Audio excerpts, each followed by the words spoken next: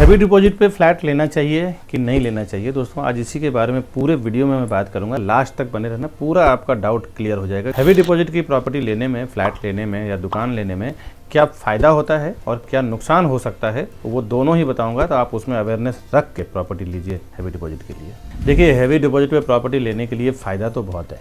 आपको अगर समझ लीजिए 2 करोड़ की प्रॉपर्टी है और आपको हार्डली 20-25 लाख 30 लाख रुपए देने के बाद वो प्रॉपर्टी की पूरी अथॉरिटी मिल जाती है यूज़ करने के लिए। अब 30 लाख रुपए पे करने के बाद आप ऑनरशिप ले लेते हैं कि ना मुझे रेंट देना है, ना मुझे मेंटेनेंस देना है, सिर्फ लाइट बिल देना है। डिपेंड करता है आपके टर्म्स एंड कंडीशन पे, क्या टर्म्स एंड कंडीशन पे आपकी एग्रीमेंट होती है।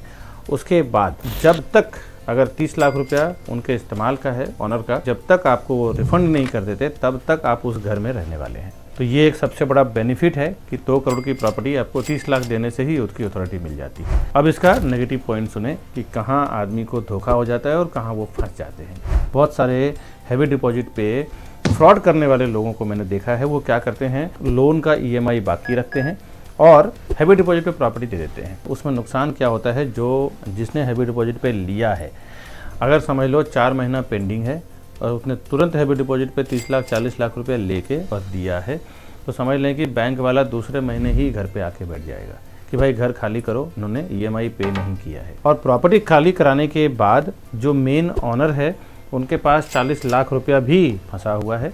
बैंकर ने प्रॉपर्टी खाली करवा दिया है। जिसने हैवी डिपॉजिट पे लिया है वो पूरी तरह से फंस चुका है दोस्तों। इससे बचने का सिंपल एक उपाय है कि जब भी आप प्रॉपर्टी हैवी डिपॉजिट पे लेते हैं तो उसके पहले चेक करें कि ओरिजिनल एग्रीमेंट बैंक में है या फिर ऑनर के पास है। जो लोन लेते हैं तो एग्रीमेंट बैंक में होता है, ऑनर के पास नहीं होता है। तो ओरिजिनल एग्रीमेंट अगर उनके पास है तो ही आप हैवी डिपॉजिट पे लें, अदरवाइज ना लें दोस्तों।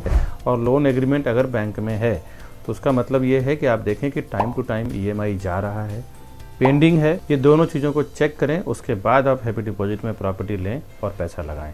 अदरवाइज कभी आप हैवी डिपॉजिट ट्राई ना करें दोस्तों। ये नॉलेज आपको कैसा लगा, आपके क्या विचार हैं इस नॉलेज के ऊपर, हमें कमेंट करके ज़रूर बताएं। ऐसे प्रॉपर्टी रिलेटेड नॉलेज जानने के लिए हमारे चैनल को सब्सक्राइब करें और जिनको नहीं मालूम है प्रॉपर्टी रिलेटेड ये सब चीज़ें, उनको शेयर ज़रूर करें आपके फैमिली, फ्रेंड्स और रिलेटिव में।